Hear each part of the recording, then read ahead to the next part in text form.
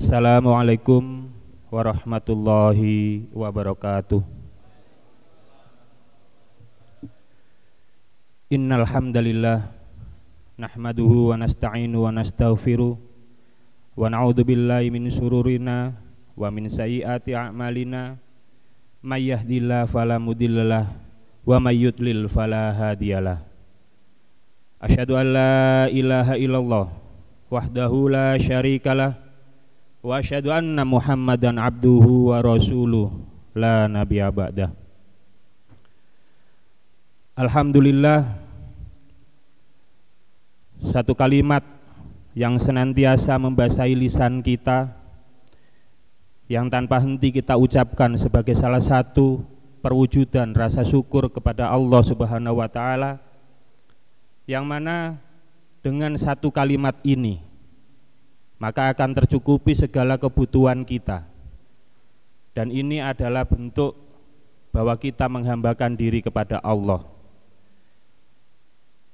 Sholawat serta salam senantiasa kita sampaikan kepada manusia mulia, manusia terbaik, manusia yang dipilih oleh Allah untuk menyampaikan risalahnya, menyampaikan hukum halal haramnya Allah. Hingga hari ini kita memahami apa ajaran yang dibawanya. Dan dengan satu sholawat ini kita berharap agar kelak nanti kita dikumpulkan dengan manusia terbaik ini di Jannatul Firdausnya Allah Subhanahu wa taala. Amin. Bulan Ramadan, seperti yang kita ketahui bahwa para salafus soleh dan para ulama sangat ingin dan berdoa agar disampaikan kepada bulan Ramadan untuk memperbanyak amal ibadah, bukan hanya mempersiapkan diri sebelum 1 bulan, bahkan ada yang berdoa sebelum 6 bulan kedatangan bulan Ramadan. Tentunya penuh dengan keistimewaan. Bulan Ramadan juga seringkali kita sebut dengan bulan madrasah, bulan keberkahan, bulan maghfirah, yang dimana di bulan ini amal ibadah kita insya Allah akan meningkat. Dan kalau kita ngomong fenomena, saya kemarin ngobrol sama Ustadz,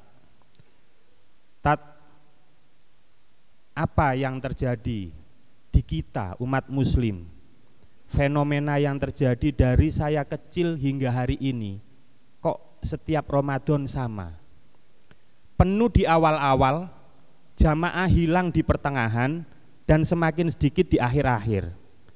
Padahal kalau kita ngomong balapan gitu ya, di lap-lap terakhir itu harusnya kita semakin geber, bukan semakin loyo.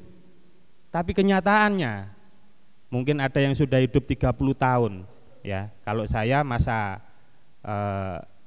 mengenal Islamnya, anggaplah saat balik gitu ya, kira-kira 30 tahunan.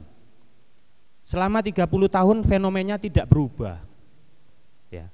Padahal kita tahu bahwa peningkatan ibadah ini ya, tilawah kita, sedekah kita, sholat kita yang biasa jarang sholat malam ya, di bulan Ramadan ini dengan kita ikut taraweh sudah terhitung sebagai sholat malam. Jadi bisa dibilang hampir tidak ada umat Islam ataupun yang mengaku muslim tidak pernah sholat malam, karena sholat malam di bulan Ramadan itu ya taraweh. Namun yang perlu kita perhatikan adalah bagaimana peningkatan kita yang tadi disebut bulan madrasah, latihan. Bagaimana peningkatan yang cukup signifikan di bulan Ramadan ini bisa secara konsisten kita lakukan selepas Ramadan itu pergi.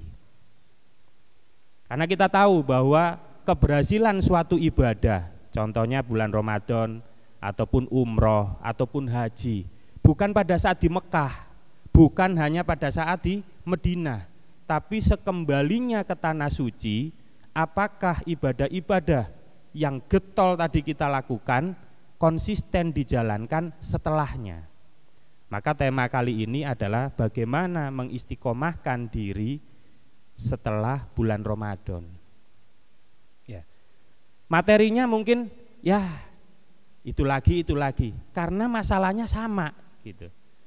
Ya, kayak kalau kita di pekerjaan, ya P5M-nya ngomonginnya itu lagi karena masalahnya masih sama.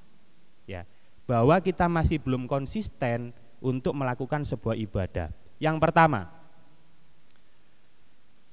manusia ini makhluk lemah, tiada daya dan upaya tanpa izin Allah. La haula wala quwata illa billahil aliyil azim. Maka supaya kita menguatkan diri, perkuat dengan meminta kepada Allah, berdoa kepada Allah agar selalu diistiqomahkan. Doanya sangat simpel, bahkan kebanyakan dari kita sudah hafal. Dan bisa kita baca setidaknya 9 kali, ya, atau 5 kali lah minimal dalam sehari. Apa itu? Rasulullah pernah ditanya Aisyah, ya Rasulullah, kenapa engkau sangat sering membaca doa ini? Iya, karena hati manusia itu ada di jari jemari Allah, yang Allah sangat mudah membolak-balikkan hati para hambanya. Ya muqallibal qulub, tsabbit qalbi ala dinik. Ada yang menambah dengan wa ala taatik. Ya. Wahai zat yang membolak-balikkan hati, tetapkanlah hati ini kepada agamamu. Mudah, gampang, simpel, dan bisa dibaca di setiap tahiyat akhir. Dan itu disunahkan, ya, disunahkan oleh Rasulullah untuk dibaca di setiap akhir sholat, tahiyat akhir. Makanya kalau ada imam yang sholatnya lama, alhamdulillah kita dikasih kesempatan untuk bisa banyak membaca doa. Ada doa dijauhkan dari fitnah dajjal, ya, ada doa untuk anak dan lain sebagainya. Yang kedua adalah Rabbana dzolamna anfusana wa illam taghfir lana wa tarhamna lanakunanna minal khosirin. Kita bertobat kepada Allah. Ini doanya Nabi Adam. Ya, kita tobat kepada Allah. Kita termasuk orang-orang yang dolim. Ya. Dilanjutkan dengan Rabbana la tuzigh qulubana ba'da id hadaitana. Jadi setelah hati kita diberikan sebuah hidayah, kita memohon kepada Allah supaya hidayah tersebut tidak dicabut. Ya. Ini yang pertama. Yang kedua adalah ikhlas. Ya, ini di pertengahan Maret kemarin sudah dibahas bab ikhlas. Ikhlas karena Allah. Saya di perumahan ada pemuda. Saya coba ajak ngobrol. Kenapa ya? Kebetulan di rumah saya ada satu ustadz yang senang banget ngumpulin remaja. Kenapa remaja-remaja kalau disuruh untuk taklim bersama ustadz kok males-malesan? Jawabannya beragam. Tapi berkaitan dengan ikhlas ini, Pak, si Anu nggak datang, Pak, si ini nggak datang, Pak, pentolannya nggak datang. Jadi datangnya kita tidak karena Allah. Ya, contoh, kalau Jumatan kita berangkat ke masjid ini jam 11 sudah berangkat. Kalau di rumah apakah jam 11? Kemarin ada Jumat libur tuh ya.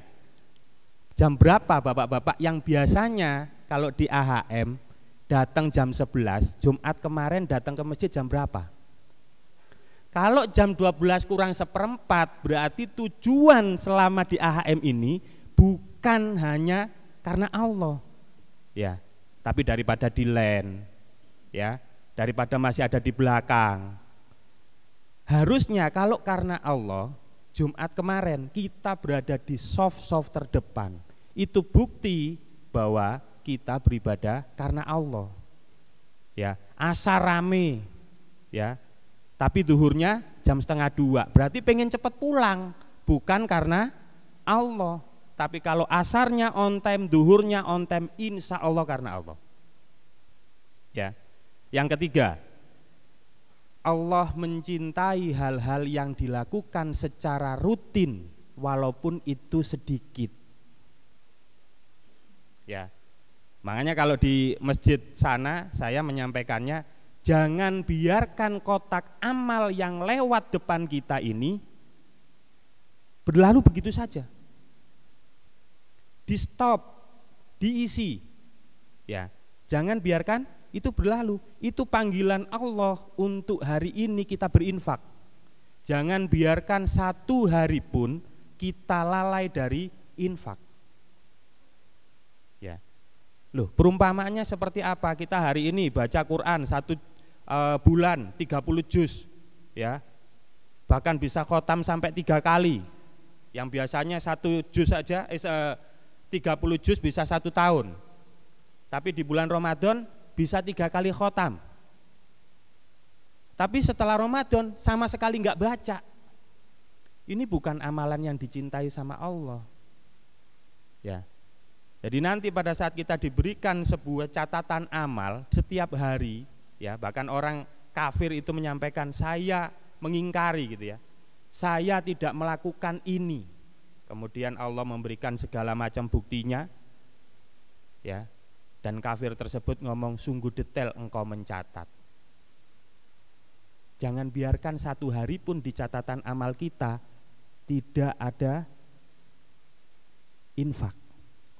1.000 perak, 2.000 perak. Semakin banyak kita mendapatkan ilmu, semakin takut, ya, semakin takut bahwa apa yang diterima oleh kita, rezeki yang diberikan oleh Allah kepada kita, kita kasih buat mulut saja. 1.000, 2.000 bagi yang ekonominya biasa. Tapi kalau bagi yang ekonominya luar biasa, 1.000, 2.000 bisa dikategorikan Allah sebagai kikir, ya. Dan kikir ini ancamannya neraka. Tadi katanya 1.000 enggak apa-apa, 2.000 enggak apa-apa. Giliran dikasih tambahan 1 ilmu, loh jangan 2.000, kalau bisa 5.000. 5.000 kali 30 hari 150.000. Gajian 10 juta. Kecil. Oh, kata Pak Harto, kecil. Ya. Lakukan segala sesuatunya secara rutin. Yang keempat, muhasabah diri. Berapa banyak amalan yang sudah kita lakukan? Dosa apa saja yang belum pernah kita lakukan? Saya pernah ngelis di sisi kanan dan di sisi kiri. Ini sesuatu amalan yang mendapatkan pahala, ini amalan yang mendapatkan dosa. Saya cek satu-satu, yang sebelah kiri jarang centangnya. Yang di sebelah kanan ini sudah, ini sudah, ini sudah, ini sudah, ini sudah.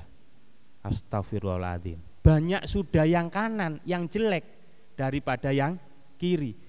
Koreksi diri, muhasabah. Ya.